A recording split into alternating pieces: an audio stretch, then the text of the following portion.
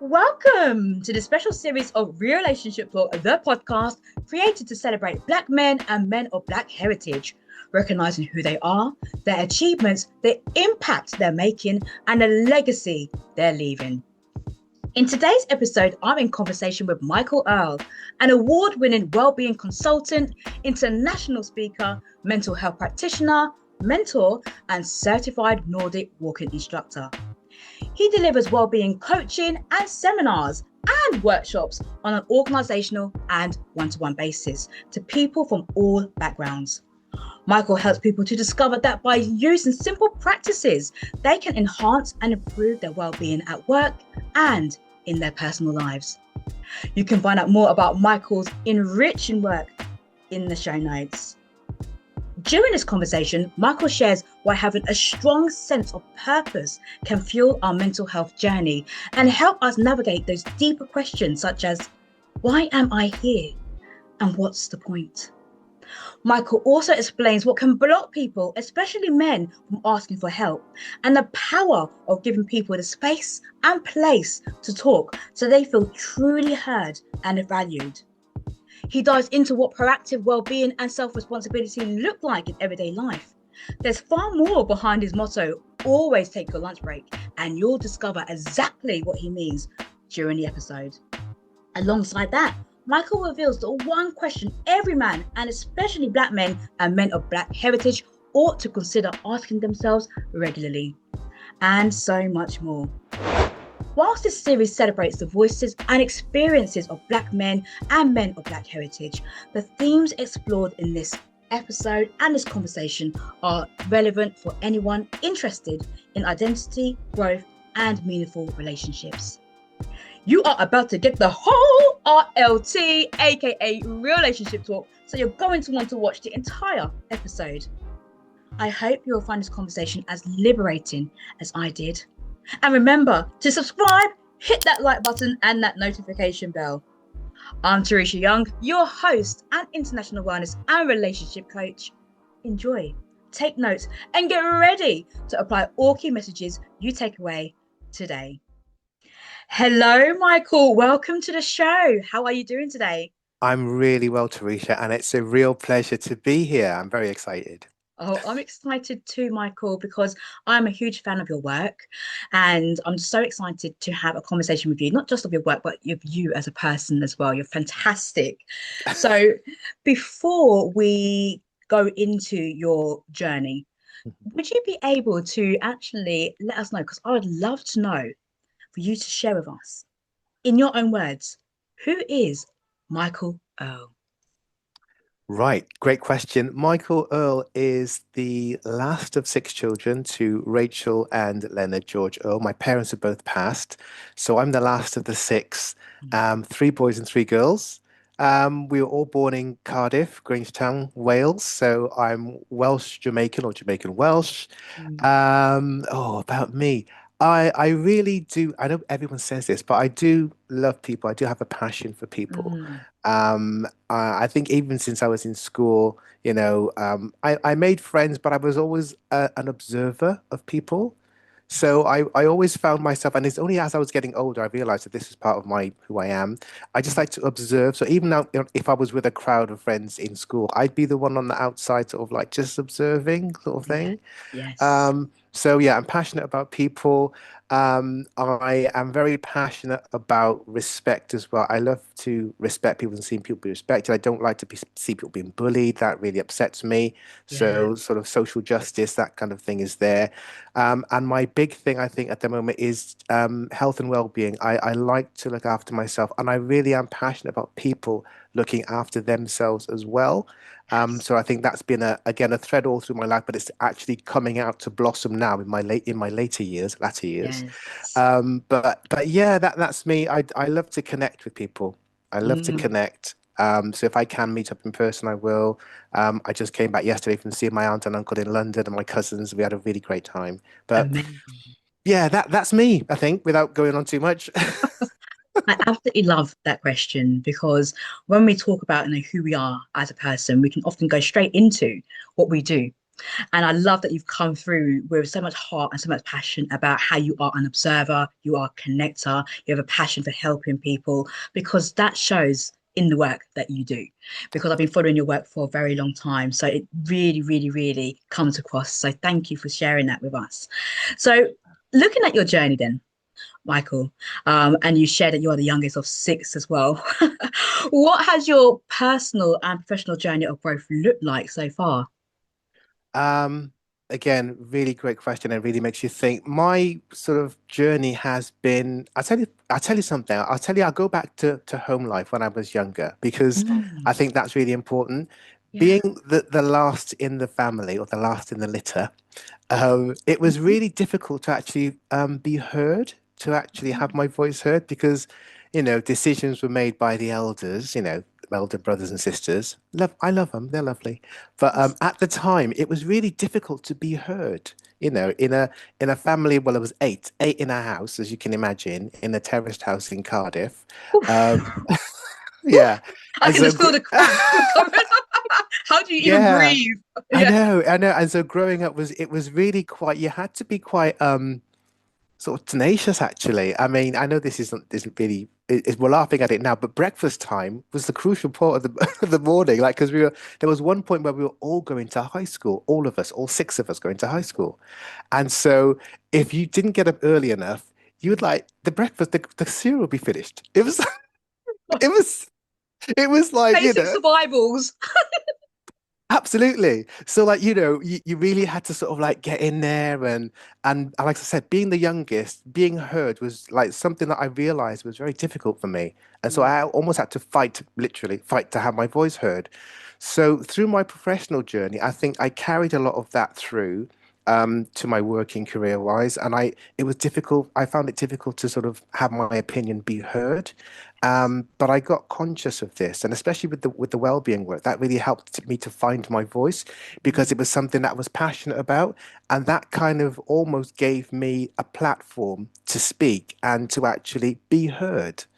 yes. Um, and I think one of the other spin-offs from that is that I seem to be, or people find me easy to talk to. People say, "Oh, you're a really good Mm, listener," blah blah blah. And so I thought, okay, maybe that's part of the journey as well. But I didn't just want to be a someone that was able to listen to people. I wanted to have a voice and something that I could, a message that was going to help everybody, not just like a particular group of people. And yes. the well-being platform has really helped me to number one, find my voice, have something to say, and actually have a message that's going to help everybody. So it's not like, oh, it's just a little niche, I can't really relate to that. It's something that everyone can relate to, and that has been my journey, and it's where I am now, and I'm very, very happy at the moment. Yes. So thank you for sharing that, because it is the lived experiences that come through that really can shape the journey going forward, both personally and also professionally. So Yeah. talking about well-being, because you are a huge advocate of it and you can see it just is the threads of all that you do in the work that you do. So being the youngest, not really being heard, taking care of your well-being, what does your, I like to call it a daily method of operation look like then, in order for you to take care of your well-being? But not only that, no, how does Michael start the day? How does Michael end the day that incorporates it all to look after yourself? Right. So the very first thing that I do when I get up in the work, well, me and my wife, when we get up, we pray. So my faith is very, very important. That is Yeah. fun. That underpins everything in my life. So Yes. when we get up in the morning, we pray, Mm, and I pray for my wife as well. So, I anoint her every morning. I cover her in prayer before she goes out to work. So we pray, and then I will read a little bit of scripture as well if I have time to read. And then it's exercise, some form of exercise. Maybe I'll go for a short walk in the mornings, but I need to get the body moving. Then I'll go to work. I try to get to work as early as I can when I'm working for the charity, the mental health charity. mhm. And I go through my working day. But one of the things I always do is that I always do take my lunch break, which is really Hence the important. top. For those who are Hence the watching this visually, Michael's wearing a fantastic orange top with the writing saying, always take your lunch break. Yeah, now that we'll probably go into a bit deeper a bit later, but taking a Yeah. lunch break is really important because you do need to have a break in the working day. Now, a lot of people, there's research to back this. There's loads of research. You can find it out. They're not going to go into that. But you need to take a break in your working day. Now, there is a general culture in the UK, and I'm very careful, general, not every organization, but there's this thing about, stiff upper lip and keep working, just keep going, it'll be okay. You don't need to take a break and having lunches for wimps, which is really wrong and really, really horrible. Yeah. It's not right. You don't actually become more productive by not taking a break. It's the opposite. You become less productive and actually dangerous and less sharp. So you do need to take a break. Yes. So having a lunch break is a really important part of my day, working day or non-working day. I always find somewhere in the day to take a lunch break, Yeah. and just to recoup, to reflect mentally, physically, give your body a rest, and then go back into whatever you were doing. Amazing. So yeah, it's really, really important. So Yes. And I know, and obviously I keep talking about how I follow your work. And when I'm following your work, particularly on LinkedIn, and you always at the end of your post, remember, always take your lunch break. And I know that your mission is to inspire people to make their well-being a non-negotiable priority when it comes to their lives. So what would you say proactive well-being and self-responsibility looks like in everyday life then? apart from the obvious taking a lunch break, Yeah. there's also a little bit of exercise. I mean, it could be, I'm not Mm. talking about going to the gym, maybe just getting out and having a few steps, walking out in the daylight now that we've got the weather that's coming fresh air, Yes. got a bit of sunshine outside, trying to get outside into fresh air, into nature. Being connected with nature is really, really important. Yes. Again, a lot of careers or industries are office based. Mhm. Again, nothing bad about that, but you do need to connect with nature. So maybe every now and again, if you can get out or some part of the day, even if it's just to Mhm. go for a walk to the shops, get outside, get some fresh air, breathe. Again, maybe a little bit of a break from technology if you can. Mhm. I mean, at night, what I do, I always turn my phone off. I know some people say, oh, well, I use it for my alarm Yes. clock. My advice is if you can, just go and buy a normal alarm clock from Yes. Argos or whatever. Yeah. I'm not being supported by Argos, by the way, I just mentioned as a shop. Just be Yes. careful what I say There there. are other retailers But out there. yeah, I say so. any reputable retailer, yeah. But it's just a little basic, and these are the tips I give to people. Say, look, turn your phone off. Just Yeah. use an alarm clock. Yeah. But some people say, well, I'm on call, and okay, if you're on call, you need your phone. I get it. But if you're Yes. not, turn the phone off. Give Yes. the phone a break. Give yourself a break, and if you can, put it as far away from you as possible, or put it in a Mhm. charge it in another room. Just have it in Yes. another room. We do need because we're so technology based now. We've got our mobile phones on us 24/7. They're always there. I put Absolutely. my hand up as well. I use mine all the time, but at Yes. night time, I make it a point to turn it off, and I think it's symbolic of giving it a break, giving yourself a break as well. So it's not just like, oh yeah, giving the phone a rest. It's like it's part of your well-being. So right, I've got control over this, and it's like, no, I'm going to turn it off. It doesn't need to be on. Yes. I don't need it. If I'm not on call, turn it off. Turn it back on in the morning. But and then in the first thing in the morning, don't grab your phone first thing in the morning. Just Oh, have a bit yes. of a break, do something up and read, get up, breathe, and then Yes. switch it on. But sometimes like it's the first thing we grab. It's like, It is. And the first time we grab and also go into social media or looking at the news. And I'm very mindful. I love the practice that you wake up and the first thing you do is prayer, faith, pray for your wife, pray with your wife. It's fantastic. And there is that saying that there, isn't it? That family or couple that pray together stay together. So I love that the fact that you make that time in the morning and you have that detox because we are in a world of consumption.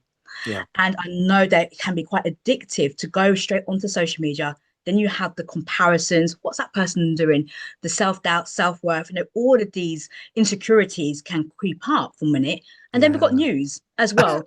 Oh my gosh. You're not going to, we know we're not going to see necessarily anything positive or healthy or actually nourishing from the news. So being very Mm, intentional about how we start our day, just as you said, is so important. And that's how I am too. I just make sure that, yes, I do use my phone for my alarm. I do. However, as soon as I turn it off, the alarm is off. That's it. Phone is yeah, down. And like you, I'm into prayers. I'm into my affirmations. I'm into then listening to personal development, personal growth, podcasts, so forth. yeah. And I do all that whilst I'm getting ready. I have a daughter to get ready for school in the morning too. But for me, there's no reason why when I'm brushing my teeth, I can't listen to something that's going to nourish my mind on top of it. Absolutely. No, I call it habit stacking. Yeah. You just do something on top of it. So I can at least say I've had some personal growth work done during the day too. So I Yeah. absolutely love the way that you set that up. Now, in terms of, you've spoken very much about how you set up the day. How about, you talk about closing the day too? Is there any reflection that people ought to consider doing at the end of the day too, would you say, just to acknowledge how it's went? As, Um, Absolutely. Teresha, it's so good. I mean, there's lots of ways of doing it. Some people journal. I'm what I would call a random journaler. I'm not a consistent one, but we have myself, my wife, we journal a lot. We just put notes down. mm, So coming to the end of the day, especially with Jo, because she's a consultant pediatrician, so she's got busy life. It's yeah, really good when we can come together and just talk about what happened, how the day was, telly's not on, might be eating, but just talk to each, again, yes, talk to each other, find out how her day was, and she'll do the same with me. She'll ask you, how was your day? And so we yeah, just have a little bit of a conversation just to mm, sort of close things down. And we call it debunnying at home. That's what we call it. So oh, we need to okay, debunny, yes, um, which is a term we got from the Bridget Jones film. We just like we yes, again we watch comedy together. We like to laugh, so mm, we'll find something funny to watch just to sort of like forget about all the stresses of the day. So for me, I love humor. Joe does as well. So a lot of comedy. yeah, There is a lot of laughter in the house. Laughing is so important. It's so important to be able to laugh. And as you yes, said, the world we're living at the moment, there's lots of serious things going on in the world, and we're not yes, ignoring it. It's quite serious. mm, But you do need to find that balance because, like, you can be consumed by all the seriousness. And I just genuinely do like to have a good laugh, a really good belly laugh. So I will find things that make me laugh, or I'll make Joe laugh, or we'll just, we'll look at a situation and we'll try to see the funny side of it. yes, And so, because we've almost been married for 30 years, it'll be 30 years this June, God willing. We kind of know bits about each other, so I know what makes her laugh. yes, So I'll know what to do or what to say, and vice versa. So yes. it's yeah, but finding time to reflect, speak to each other, connect, and ask genuinely how the day went, and Mm, just debunny, get all that stuff out, and then just hopefully go to bed and sleep. yes. Wonderful. What a wonderful share there, Michael. Because when you were talking about laughter, and there's a lot of research out there about the benefits of laughing. And I was just thinking about when a baby, when you think about the journey of a baby, the first day they come up, but one of the first signs of progress is that laughter, that first Mm, giggle that you may hear within the first 8 weeks or so forth. It's such a natural thing for us to do as humans, yeah, laughter come through. And a lot of us, as you said, we're not minimizing the seriousness of what is happening in the world. We're not doing that. Equally, it's about finding that balance because we can be so consumed by the seriousness but not have the connection that comes with laughter. yeah, And even if you're not partnered up with someone, find ways to connect with people, support networks. absolutely. Because I was thinking about mental health and how much emphasis needs to be put on mental health. And I know that you are an advocate when it Mhm. comes to mental health too. So, from your perspective, how has the conversation around mental health and well-being evolved over the years, and especially for Black men too? Thank you. That's such a good question. I think generally across, I would say, Afro-Caribbean, Southeast Asian, mental health hasn't been a subject that has been like, brought on the table. It's been the Mm, opposite. It's been kept off and quite a taboo subject. mm, What I'm happy to say now is that the charity that I work for in Bristol, we are seeing more men willing to talk about it. Black men, Black African Caribbean, South Asian men, which is really, really important. And again, it's the way that I try to talk to people about it when I'm speaking about mental health is that it's like your physical health. Okay, so with physical health, if you break a leg, you can see it. Say, oh, poor thing, you've got a broken leg. yes. Hope it gets better, and you're on crutches or whatever. With mental health, the thing is you cannot see it, and that's the problem. And we Mm, can mask things. We can mask how we're feeling.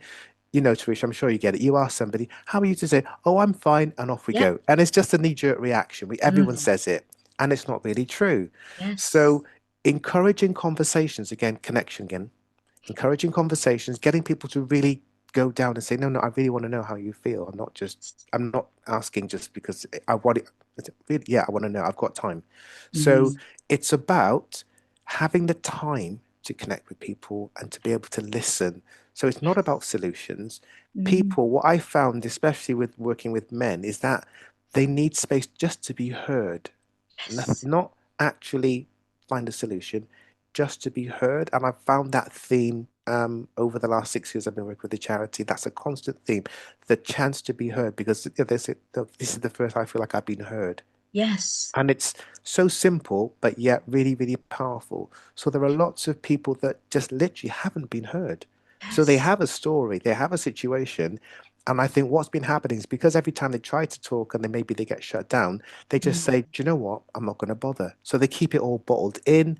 And yes. then the actions come out afterwards because, and sadly, again, statistics to show men and suicide, they're the ones midlife crisis, midlife Yes. situations, they take their lives, which is really, really sad. So we need to make mental health a part of a normal conversation, just like your physical health is exactly the same. And it shouldn't be something that's like made to be taboo or, no, I can't talk about that. We need to keep the conversations going.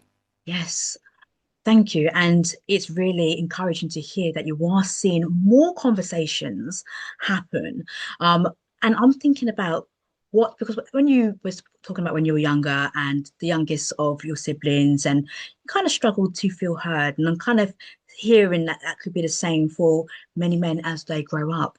So, in terms of what can we as a society do, as a society as a whole, what can we do better to support men? Black men, men of Black heritage, Asian men. What can we do? Because yes, you can go to wonderful charities like yourself. What could we do as a person on a day-to-day basis, basically, to try and support them better? I think, Teresha, one of the best things we could do, and for all of us as well, but particularly men, is just let them know that you have time. Literally say, I've got some time to talk. Can we have a talk? That is it. It's about letting people know that it's like giving them the freedom, the license to actually say, you really want to hear me? I say, yeah, I Yes. do. So instead of having this knee-jerk reaction and it's like, very good, how are you doing? I'm fine, and off we go.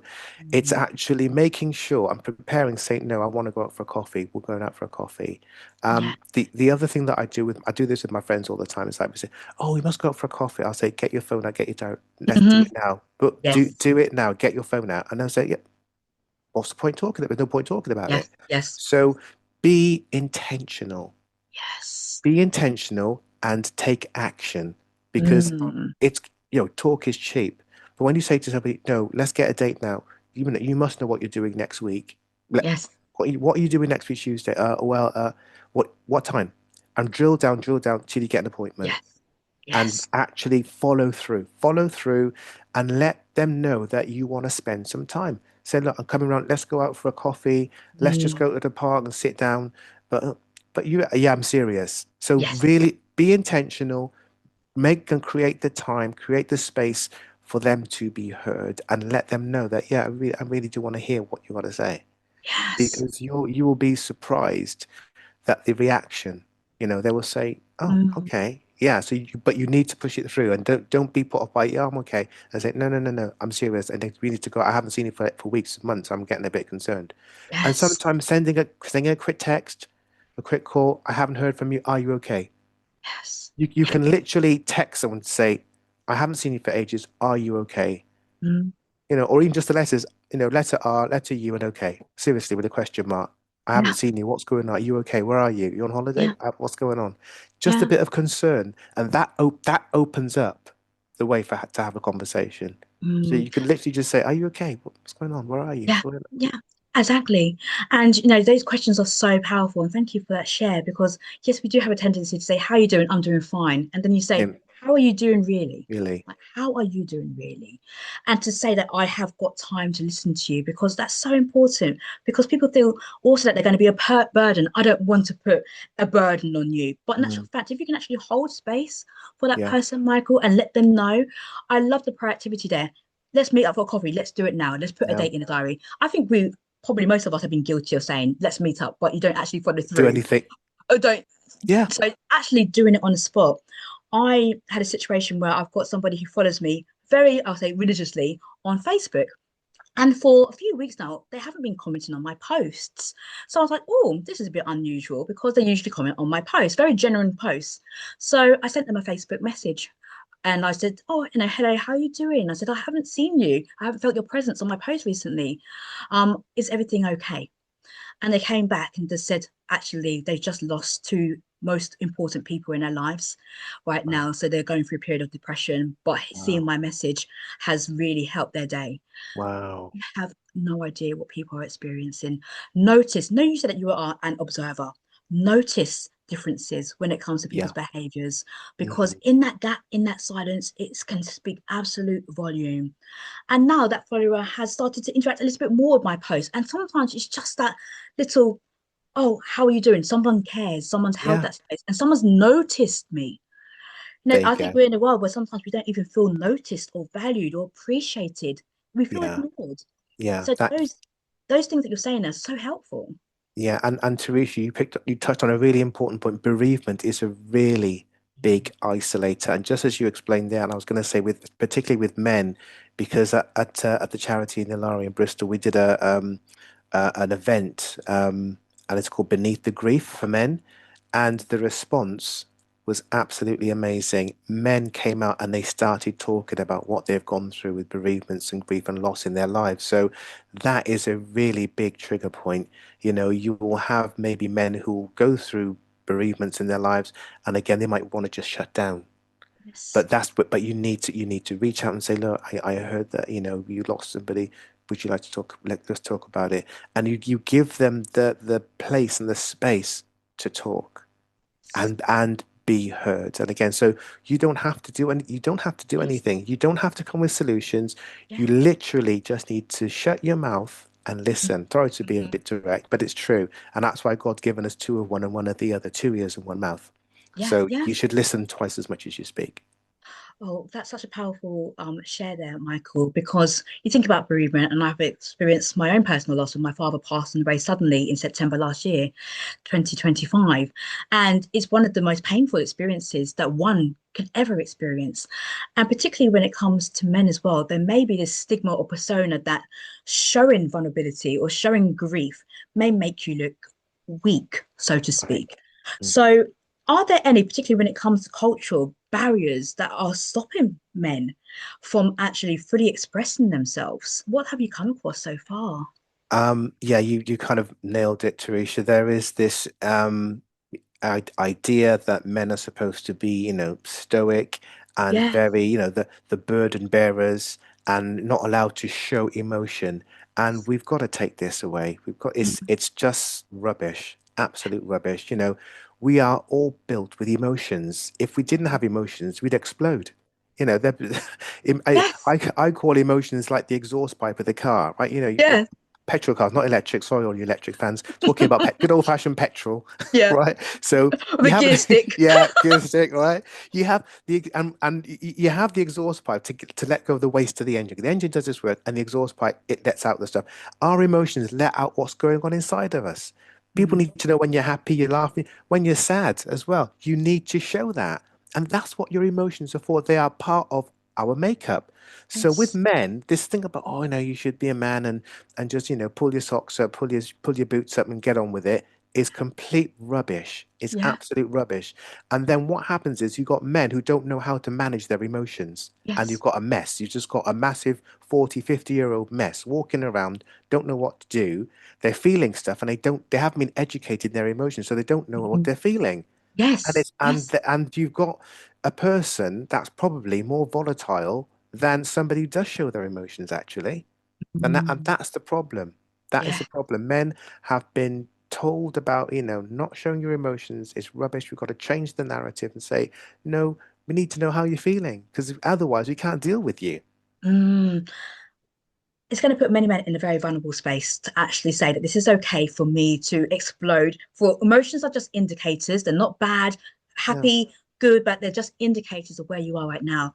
How can people, all people and men as well, start exploring and feeling safe with expressing their emotions? What's the best first step that they can do, would you say, Michael? Um, and this might be difficult for not all men, for some men, is asking for help. I know it's huge. It's really, and you got guys, I ain't asking for no help. You get that. Yeah, yeah. Yeah, I Me? can help myself. Yeah, I'm all right. I'm cool. I can help myself. But there's going to be a situation where you're not going to be able to help yourself. So, and I say this to people in general, practicing asking for help is not a weakness. It's a Yes. sign of strength. It's a sign that you have recognized that there's something going on you cannot handle on your own. So that's the first thing to do is to practice asking for help because if you're not used to it, you have to practice it. And Yes. when I say practice, I physically mean like standing in the mirror and saying, I need help. Can Yeah. you help me? I need help. Yeah. Actually saying the words Yes. because particularly men, we don't do it. So Yes. Yes. if the only way to get confidence in something is to practice it, I know I'm Mm. not telling you, you know this. Yes. So you might have to actually practice saying the words, I need help. Yeah. Literally, yeah, I need help. I'm going to someone saying, or just to say, have you got a few minutes? Can we have a chat? Yes. So if you don't like using the word help, you could say, can I have a chat with you?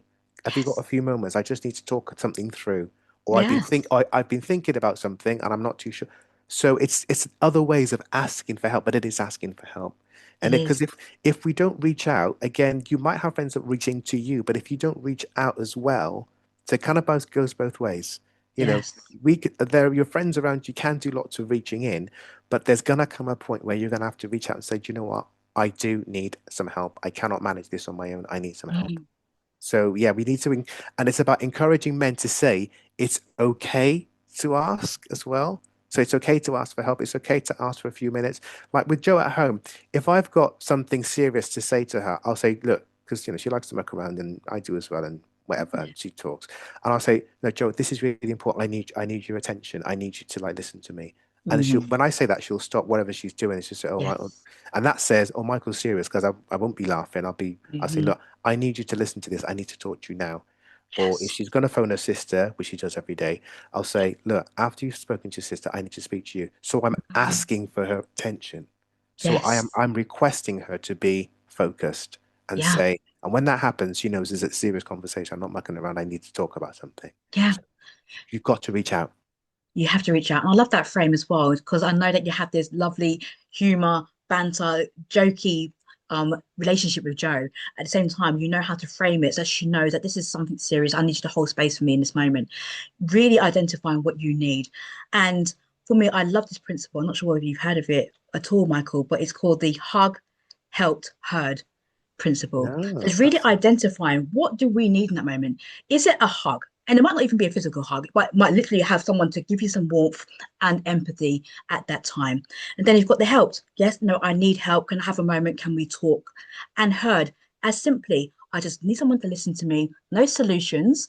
Or you might actually say within someone listening to me, have you got a solution? But when you can actually identify, one of those things, then you would know how am I? Where am I at this point of time? And how can I move forward? love Now, that.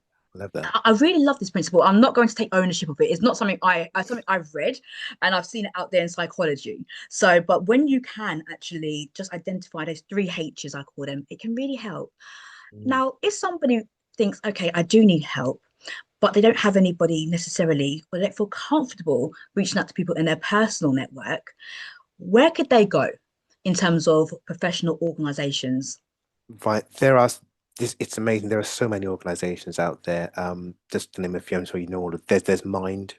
And there might be local charities in your area. If you jump online and put in maybe low cost therapy or charities to help, Mind will come up because they're one of the ones that always comes up. Yes, But there's lots of charities out there.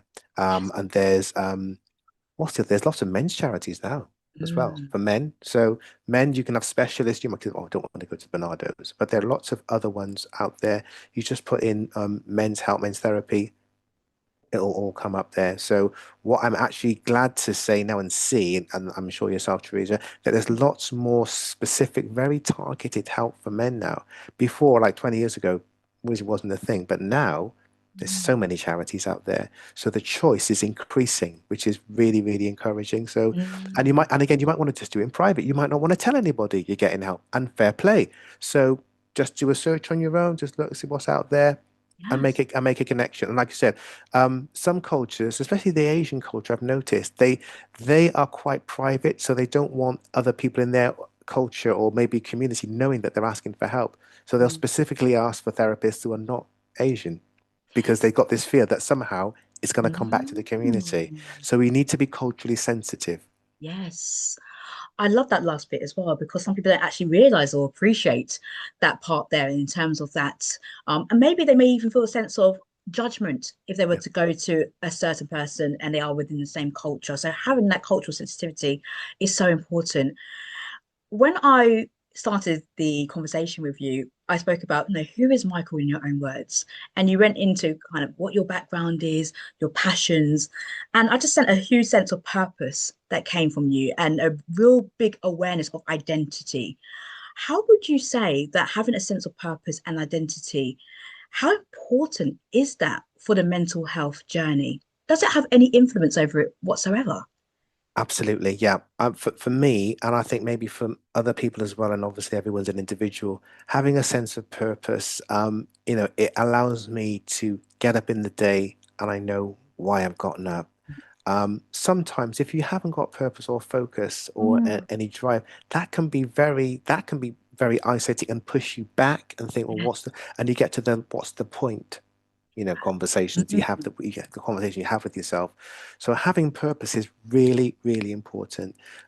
Purpose for yourself and maybe purpose for others as well. So there's different types, but I think at the end of the day, we need to know who you are, and that's a lot. That's a big conversation. That's probably another another podcast. But and that takes time. I'm not just saying you just jump up and take time.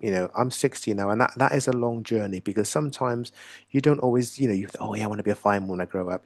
Things change, life changes. But if you do have the luxury of being able to look back over your life and you can see patterns, you can see things that, oh mm, yeah, okay, so that's why that happened, that's why that. And then you find your purpose over time.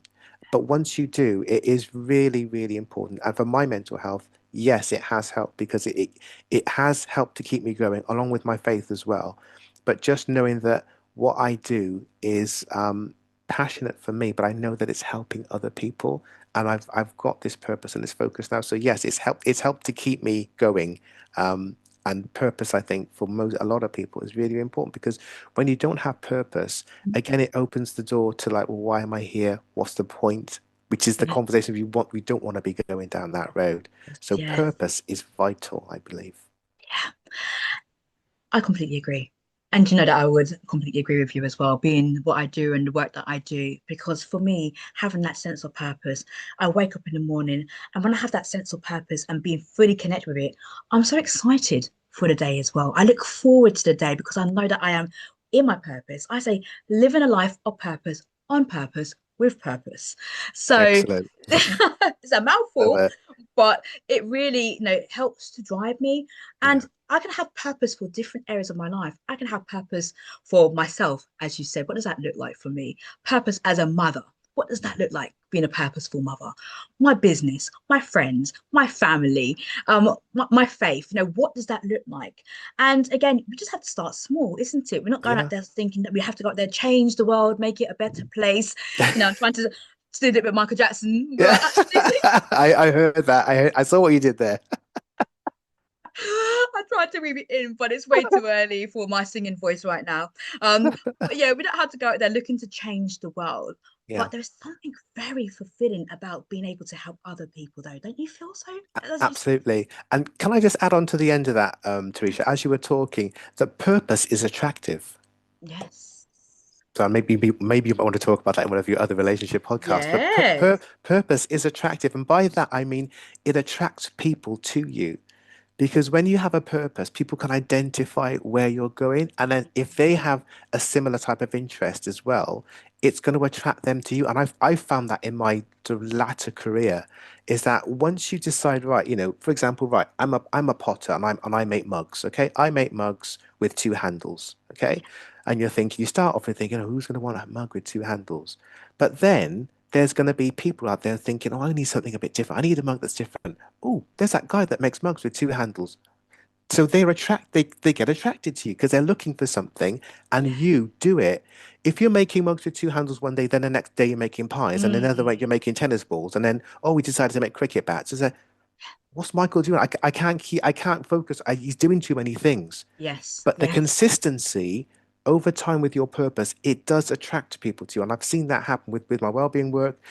I was saying to someone the other day that since I retired from social work, which is 10 years now, Mm, just 10 wow. years, Yeah. um, all the work and jobs that I've had, I've never had to interview for any of the work that I've had. Since leaving, I know it sounds really counterintuitive. Since Yeah. leaving my social work career, I've never had to interview for the jobs and the work that has come to me. It's been attracted to me.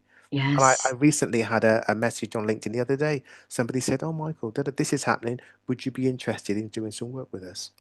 Yes. Yes. I've that's and I believe that your purpose is attractive. Once you have a focused, known Mm, purpose and you back it, it yes. becomes attractive. It attracts people and purpose to you. Oh, absolutely. I'm very attracted to you, Michael.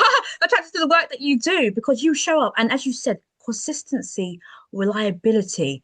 And you know what that does? It creates an element of safety, a sense of feeling safe. Because when you feel someone's presence and it's like, okay, I can trust them. As well, I trust that they're going to show up in the same way or might look a little bit different. But in actual fact, I don't feel like you're going to deregulate my nervous system because I have no idea what is going on from left, right, and center. So I know exactly what you're saying because I look at your purpose. I say that's a very attractive. I'm attracted to what you do. I'm attracted to your purpose.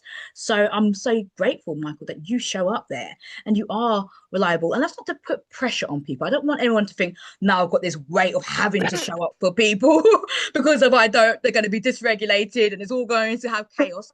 We're not showing that. Obviously, we have to look after ourselves and we have our priorities and our boundaries and all of those good Yeah. things.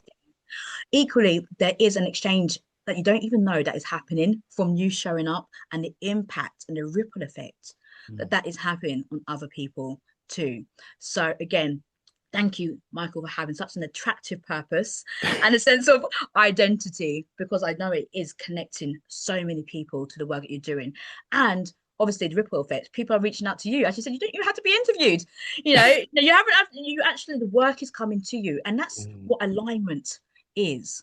Like when you are aligned with where you are at whatever stage of your life you are. Yeah. So that brings me on to another question I would love to ask you then, Michael. What is your personal definition of success at this stage of your life? Ah, that is a cracking question. My personal definition of success for me is being happy and comfortable with what I'm doing. Mm, So, and I am. I'm very happy and comfortable with what I'm doing. So, success for lots of other people can mean lots of other things, and obviously money and, possessions and stuff is a part of it. But I am very comfortable with what I'm doing because I believe that is actually making a difference to people, and I've seen it. I was in work last week, and I went to a meeting, and I bumped into a colleague that I'd met a long time ago. And we talked about always taking a lunch break. And she yes. said, "Oh, I walked in and she said, I was just talking about you, blah, blah, blah." And then she got her phone out and she said, look at this. And she showed me her diary for the week. And what she put in is every day of the week, the first thing that was in there was her lunch break. Because that's one of the tips that I give to people. Because people say to me, Yes. "Oh, Michael, what's your biggest tip?" And I say, before you do anything in your weekly diary, you put when you're going to have your lunch in first and put all the other assignments around it. And Amazing. she said, look, she said, I always take my lunch break now. And that was success. So Yes. if nothing else happened that week, that meeting her and her showing me what she's actually now doing with her week, I was over the moon. I was like winning the lottery because Amazing. somebody actually put into action what I'd said. And Yes. again, we talked about action, taking action, how important that is. Yes. So yeah, that was a moment of success for me. I felt absolutely amazing. Yeah. I can imagine. It's the impact. Yeah, Like the impact. Thank you. impact. That's the word I was looking for. We'll have a Thank lunch you. break soon, don't worry. Yeah. But yes, impact is the impact that you are having. And it's not to say that we intentionally go out there, but when it Yeah. does happen and people are listening and the message is being understood and it's resonating, and you can see they're taking action on it, there's Yeah. one thing to have the intention, is the action that comes behind it as well. Yeah. So the impact, and it's incredible that happiness and really being connected with who you are, fulfillment, impact is your personal definition of success as well. That kind of weaves into values though. Would you say, like, what are some of the core values that guide your life and your work and your business? Well, again, my main one of my main core values is my faith. That is number one. So if everything else was taken away from me tomorrow morning, I know that I could lean into my faith. So and all this is I know all this is temporary. So yeah, my belief in Jesus Christ, my faith is completely foundational. Without that, I'd be nothing. So that's number one. That's the thing that drives me, that helps to keep me going. Even through all some of the horrible stuff that I've been through. My faith, my family. I love my family. I Mm. love my family. I'm very strongly connected to my family. We don't talk to each other every single day, but it's not like that. But I do have a very strong connection and love for my family, for my siblings. My parents are both passed on now, so it's just the six siblings that are left. And I just want to make sure that they're okay. I connect with them as much as I can. So yeah, I'm very family orientated, and want to make sure that they're okay and keep in touch with them and make sure everyone's okay as well as they can be. And thank God at the moment everyone is healthy and well. I'm very happy about that. So yeah, my faith, my family, um, friendships are very. I'm very. And this sounds weird, but I'm saying this because I know it's true. I'm a very good friend. I'm a very loyal friend. And so I value friendships, proper friendships. I will meet up with people, make time for them. And again, as I mentioned before, that being able to connect with people and encourage people, and sometimes just to listen. Because again, I've found even in life, not just in work, but in life, people appreciate being heard. Because and it's funny, we've got all this technology around us, but people are still feeling isolated and alone. Yes. So Yes. that's one of my core values, being able to connect and being able to let people be heard and appreciated, Mm. and respect. I give respect, and I expect it, and I hate when people are bullied and taken advantage of. Yes. It drives me crazy, and I don't get upset a lot. I am quite an easygoing person, but I really hate it. It makes me crazy when I see people being disrespected and bullied. Yeah, I'll lose it, if you can imagine Yeah. that. It's not very nice, but I hate that. I really, Mm. really hate that. So there, yeah, there's some of my core values, the things that drive me. Yeah. Mm. Thank you. When you started to read it off, I was like, oh, we're going down the F's here. We've got faith, we've got family, we've got friendship. So I was like, oh, there seems to be a little bit of an F pattern going on here. But I absolutely love as well that you also weave in the appreciation, people being heard, respect, and genuinely like compassion. I'm hearing for other people too, because the bullying, people not being treated nicely or fairly, it is difficult. It is difficult to witness. And for myself as well, I know there's loads of people out here who can have an element of disadvantage in the world too, in whatever way, shape, or form that would be. And to have people like you who will stand up and be an advocate for those people, it's just really moving. So I want to thank you for that and for your core values to come across with so much impact and so much care. Like, you're such an authentic person. I really love, following you and everything that you do. So we've spoken about impact. I am curious, what legacy, if any, would you like to leave? Oh, I think my number one legacy that I'd like to leave is that I was able to help people. Again, I know I keep saying it, make their well-being a non-negotiable priority. Mm. Honestly, for them to get to that point where they understand that if they are not well, nothing else can be done well. It's just not possible. You might be the number one employee in your employment wherever you are, or your own personal business. You might run your own business, but Teresha, if you are not looking after yourself and you become ill and unwell and you Mm. can't do anything, it's game over. It doesn't matter Yes. how brilliant you are. If you have not been taking care of yourself, you have not been practicing self-care. Self-care is a process, it's not an event. Mm. Something happens, it's all Yes. over. So that's my legacy, to let people know that it's okay to prioritize their well-being, because in doing so, then they can then look after everyone else or everything else that they want to do. And Yes. you've been on the planes, they say it all the time. We sometimes we ignore it. So I've heard this before. Yeah, it's fundamental. You need to put your own oxygen mask on first before you help someone else. Yes. Yes. And that is just a metaphor that is so, so true. And that's my message, my mantra, and annoying people to death, or hopefully annoying them to life. Sorry, I Yes. changed There we that go. around. Annoying Yes. them to Yeah. Let's life. switch the language. Reframe. Yeah, change, reframe it. Yeah, annoying them to life. But yeah, but every now and again, you see the penny drop and they go, yeah, you're right. And I say, well, not that I'm right. It's just that it's a principle. Hmm. I'm just sharing it with you. It's not really about me being right. I've Yeah. just discovered that it's a principle, right? Yes. It's Yeah. it's an actual principle, and then some people we're on a journey, and sometimes some of us will get there quicker than others. But I'm hoping everyone does get there, and they just go, yeah, if I'm unwell, nothing's going to happen. Bingo, there you go. Ab- I can't absolutely. I can't look after my mum if I'm unwell. If I'm sick, I can't look after my children. I can't go to work. I can't earn anything. Right, got it. Mm. It all comes back down to self-care. And self-care is not selfish. Yes. Big difference. Yes. And many people will actually see that self-care. I don't have time to look after myself. And sometimes I think, well, if you don't have time to be sick, then make time to be well. Do you know, like Thank as you you. said, There you go. there you go, make time to be well. And there's certain things that we can do in terms of health, nutrition, exercise, movements. Again, there might be some other things that we can do in terms of health and checks. Because I know that you speak about prostate cancer as Mm. well. And some people don't actually think, let me do a check. No, what other things can we be doing to make sure that we're doing I like to say like a body MOT, basically, like what's out there? Yeah. Do you know what? Our GPs and the health centers are a great source and place for help and support. And again, I'm tarring with a very wide brush here. Usually, they're like places we avoid because I don't want to go to the doctors. This is okay, a bit mannish, men don't want to go to the doctors, blah blah blah.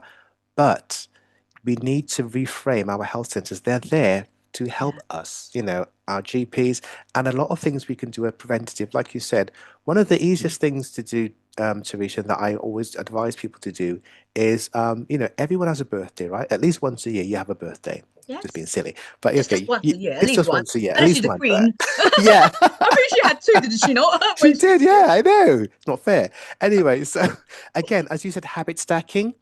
So Yes. around your birthday, Mm. make sure that you contact your GP and ask them just for a basic health check, because they'll do your bloods, your weight, even if you do it once a year, your blood pressure, and your weight and your height. Yeah. So just fit it in and just say, oh, in your birthday month, make Yes. sure you make an appointment with your Mm. GP or the nurse to just say, oh, let me just get my blood pressure done. Because Yeah. things like blood pressure is such a great indicator of what's going on in your body. And it's an easy thing, it's non-invasive.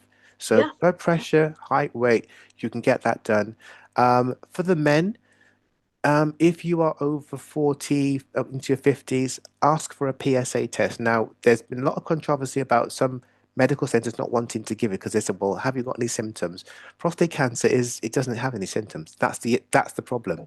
It hasn't Yes. got any. So asking for a PSA test at least once a year, again, is your right as a man over 50. And if you've had cancer in your family of any type, you're more at risk. So Yes. you might need to be a bit more pushy with your Mm. GPs and say, no, I can have a PSA test, and just sort of stand your ground, and they will do it. But you've Yeah. just got to push a bit, because I've done it, and now every year they know that I'm going to ask for a PSA test. So and it's a blood Yeah. test. It's not invasive. Just Yeah. just take a bit of blood, and they do it for you. So Yes. just need to just men. Stand up for yourselves, push and say, no, no, no, I do want a PSA. I can have one. It's not against the law. I want a Mm. PSA test. I'm over 50. And actually, if you might have history of cancer in your family, say, look, I'm at Yes. risk. So Yes. there's sometimes we do need, and it's about taking. So some things are given, and other things you have to go and take, and that's hence the Mm. always take your lunch break and just slip it in whenever I can. But Yes. yeah, some things you got to take, as in taking care of yourself. Yeah, take the initiative, Yeah. get out there. Absolutely. Absolutely, and that's a Really. base. That's a basic one. The other stuff, again, a little bit of exercise, and again, just go for a walk. Yeah. Get outside. Try and eat as healthily as you can, because I'm not going to say I'm a healthy person or a health enthusiast. I try to eat as healthy as I can, but I like chocolate, sweets, and biscuits as well. Don't tell anybody. Don't tell But, Jada when I'm eating her chocolates and she comes home from school, there's nothing left. but yeah, I mean, eat as well as you can, but don't, be hard on yourself. Just be sensible, Yeah, because life's for enjoying. But yeah, be as healthy as you can. A bit of movement every day is good. Any yeah, that movement, yeah, keep your yeah. body moving. Absolutely. And even when I'm on my phone, for example, because a lot of the work that I do for my business can be on my phone if I'm not at my laptop, I'll walk up and down my home Yeah, whilst doing it at the same time. yeah, I don't have to sit down on the yeah, chair when I can exactly. actually just move. And this is how I can easily get in 10,000 to 12,000 steps in my house each day Amazing. because I am moving about. So there is the benefits of doing that. And like you That's said, brilliant. especially when it comes to our heritage as well, and Black heritage, Asian heritage, there can be a history of high blood pressure, high cholesterol, um, Diabetes. yeah, Mm. diabetes. So where we can be more proactive in that is it's fundamental, absolutely fundamental to go and have these checks and what a gift to give yourself on your birthday as well. A Yeah, gift of life, a gift of health, and yeah. what that Why means. not? That's a wonderful idea. No, I'll do that. I'll put that as my gift. What are you doing on your birthday? I'm seeing my GP. GP. See my GP for me. For me, Me. exactly. What's the gift? It's what a wonderful gift to be able to give to yourself and also take, as you said, be able to take that Yeah. from the establishments out there that are actually created for it. So, Michael, this has been such a wonderful, beautiful conversation with you. I knew it was going to be because it just no, I'm just a huge advocate and a fan Oh, of the work thank that you. you do and of you. There are two parting questions I do like to ask my guests before we Yeah. close on this very special series of Relationship Talk, the podcast. So, the first question I would love for you, but you might have said it already, but there's such a power of repetition if you are going to say it again. What key takeaway would you like to leave listeners with from this conversation? I have no idea what you're going to say. Yeah, it is that. But yeah, but seriously, and what I'm gonna do, I'm gonna just explain about what always take Please. your lunch break, what it always means. Yes. Yeah, please do. But literally, if you're working, always take a lunch break. But always take your lunch break. The methodology and the thinking behind it is that you matter. So you have to be able to empower yourself to take things that you're entitled to. So this is not about taking things that they don't belong to you. This is all linked to your well-being. And so that the thing about taking a break is that people say, "Oh, you've got to keep working." No, you don't. You're just thinking, "Hang on a minute. This is about me being at my best. So Mm, I'm going to need to take a bit of time out in order to do that and to yeah. not feel guilty." This is the other thing that I've come across, Teresha, which has been terrible. This is like, fully grown professional saying, "I was afraid to take my lunch." Yes. I said, "No, we've got to talk. Yes. We have to talk." Absolutely. No. So, Absolutely. yeah, definitely, please have it in your mind that it's okay to look after yourself because everyone else benefits when you do. Because when you don't, game over. Yeah. Such a beautiful share there and a reminder to say that it is an entitlement and it is about your well-being, to give yourself permission. And this is a lot of what I was hearing from you, is that to really give ourselves permission to be able to take care of ourselves, give ourselves permission to be vulnerable, give ourselves permission to ask for help, give ourselves permission to take care of ourselves. And your idea, I even know it, always take your lunch break. I can have a joke with you at the end of our messages and like, no, I'm gonna have my lunch break because I know how important, and it's not just a slogan that you use, there's Mm. depth behind it and it actually means something. So I really do appreciate you sharing that and giving some context around what it really means and why it matters. The next question I would love to ask you, Michael, is what is one question every man, and especially Black men and men of Black heritage as well, ought to consider asking himself regularly? That is really good. I think the question that Black men should be asking themselves, am I happy with what's going on at this moment with me? Mm, I wow. think it's an introspective question because the reason I've said that is because some people, they are doing things because they feel that they have to, but they're not happy about it. And I believe that I know that everyone can't have their dream job. I know that. But there has to come a point in time, or you're doing things in other bits of your life that do make you happy. Because if you are living life under duress and pressure, it's going to lead to mental health concerns, physical health concerns. So we need to ask ourselves, am I happy with what's going on? And every now and again, I do that. I'll look at my life. I get to a point and I say, am I happy with what's going on here? So we really need to have that inner conversation, that inner dialogue, and say, and if we're not, what can I do about it? Yes.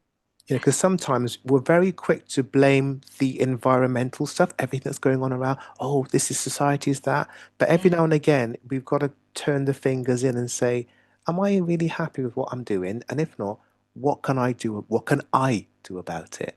Yes. Not about blaming anybody. What can I do about it? I. Which might drive us to again ask you, saying, I need help. Yes.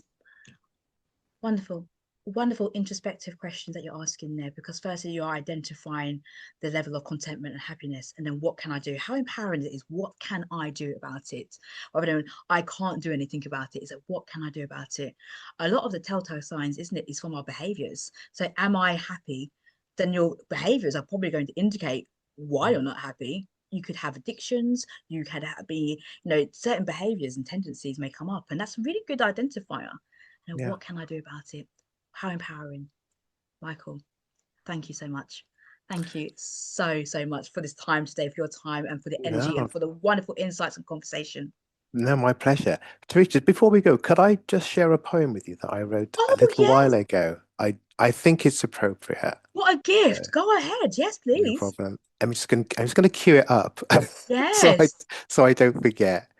Okay, the title of the poem is called Moments That Money Can't Buy, and I wrote this a few years ago. But I hope you enjoy it, and I hope the listeners enjoy it as well. Oh, For the first time you hear a baby cry, they let you know that they're alive. Then you witness when they smile and see the twinkle in their eye.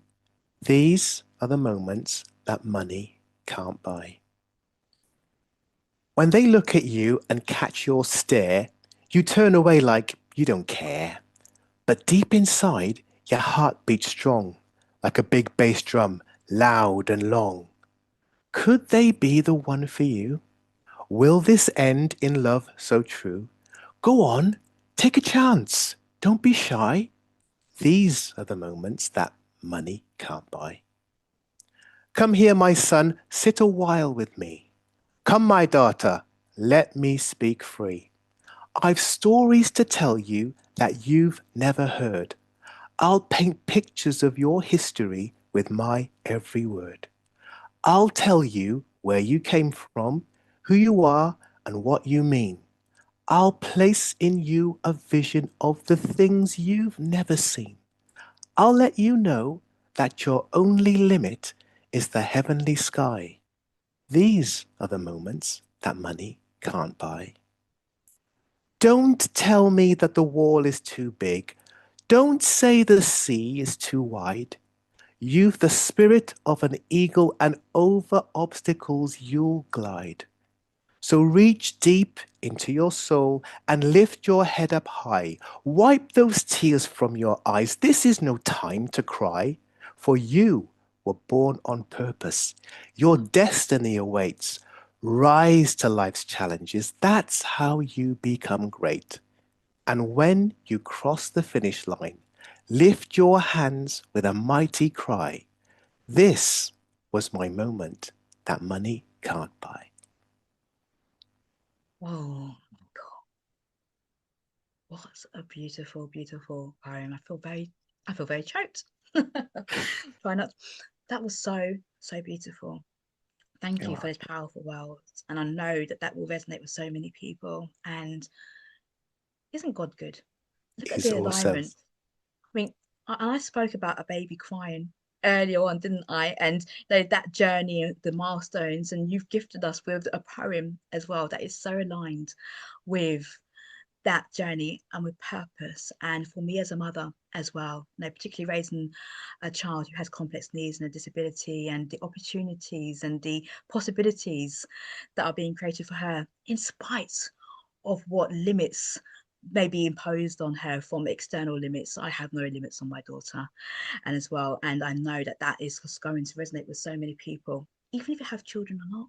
But this is about you as Yeah. well, your limits, your personal, just knowing that there is no limits. You know, the heavenly sky is where you can go, and purpose. And oh, Michael, what a gift. I wasn't expecting that at all. So Oh, you're what a welcome. wonderful, I take it that's not published, that's Not yet. I'm trying to publish a book of poems. I'm hopefully going to be doing it soon. I'm working on it. I've got to get focused. And yeah, I've been writing poems since I've been a teenager. So I've got a few to get together. Yes, I need to get that sorted out. can't absolutely wait. Such a gift, such a talent. Wow. Thank you so much. So powerful, those words, and meaningful. Michael, how can people reach out to you? How can they connect with you if they want to do so? Well, I think yeah, have I given you my email address? People can email me if they Oh wish. no, I don't know if that was inside your notes, but Oh, yes, okay. Well, I'll I pass certainly that have your on social to media you. links. Yep, social media. So there's Instagram. I'm on Facebook and LinkedIn. So yeah, I'm happy to connect with people on LinkedIn. That seems to be happening quite a lot. So yeah, I think LinkedIn's the best place really for connecting with me. And I'll get back in touch and yeah, be happy to sort of pass on little words of wisdom, or just little have a laugh Yeah, and or have a laugh. encourage people. Yeah. Yeah, exactly. To always take your lunch break. Absolutely. At the end of the day, you want to make sure that people are looking after themselves. Oh, That's my only wish, really. yes. Brilliant. Thank you so much. And I'm going to put your details into the show notes as well so people can connect with you further. Oh, And brilliant. you know, once again, I want to thank you for this conversation. I want to thank you for that beautiful poem as well. So touching and so moving on that.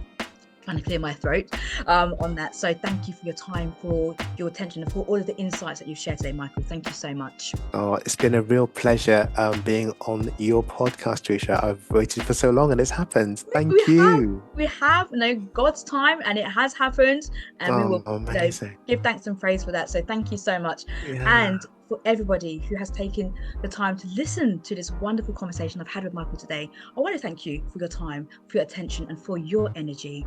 And until the next episode, take great care of yourselves and others too.